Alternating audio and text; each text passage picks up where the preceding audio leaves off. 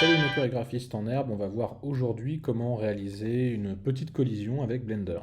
Donc pour ça, je vais donc supprimer ce cube en appuyant sur X, donc delete. Ensuite, je vais tout simplement créer une sphère, Shift A, voilà. Donc une sphère UV sur lequel je vais ajouter un petit modifieur, ici, subdivision, que je vais simplement pousser à 2, ça suffira amplement. Et je vais cliquer dessus et je vais faire Shade Smooth, voilà. Alors, je vais la relever un peu, donc G et Z, voilà, et je vais créer un nouveau plan en dessous, Shift A, Plane, voilà, Scale S pour l'agrandir, comme ceci, voilà. Alors, maintenant, on va passer en fait, donc ce plan, on va cliquer donc ici, vous voyez directement sur cette petite icône Physics, et on va donc lui demander ici, on va cliquer sur Collision. Alors là, ici, je clique sur Collision, je laisse tout par défaut, ne touche à rien. Et ensuite, je viens ici, cliquer sur la sphère, et là, je viens sur Soft Body.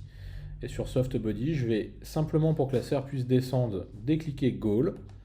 Et Edge, je vais laisser les paramètres par défaut, pour l'exemple. Et ici, dans Blending, je vais simplement taper 0, point, ou même 1. Vous pouvez mettre 1 directement. Voilà.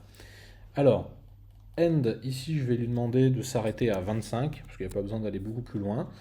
Et c'est là où la barre espace va être pratique, c'est que je vais pouvoir cliquer maintenant dessus et l'utiliser. Donc là, je vais rentrer.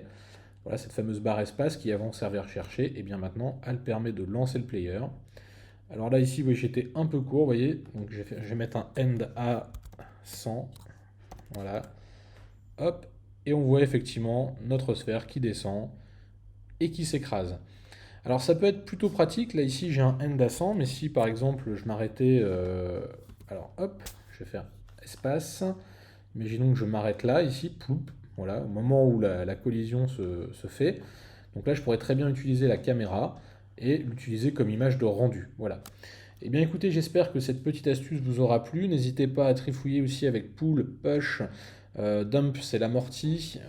Enfin voilà, il y a plein de choses ici qui peuvent permettre effectivement de changer, on va dire, la collision. Ça peut être super pratique, par exemple, pour un effet d'entrechoc, imaginons, avec des bagnoles, ou simplement avec des armes, je sais pas, une douille, enfin une balle, voilà, contre un mur, tout ça, ça permet d'ouvrir un petit peu les possibilités dans Blender.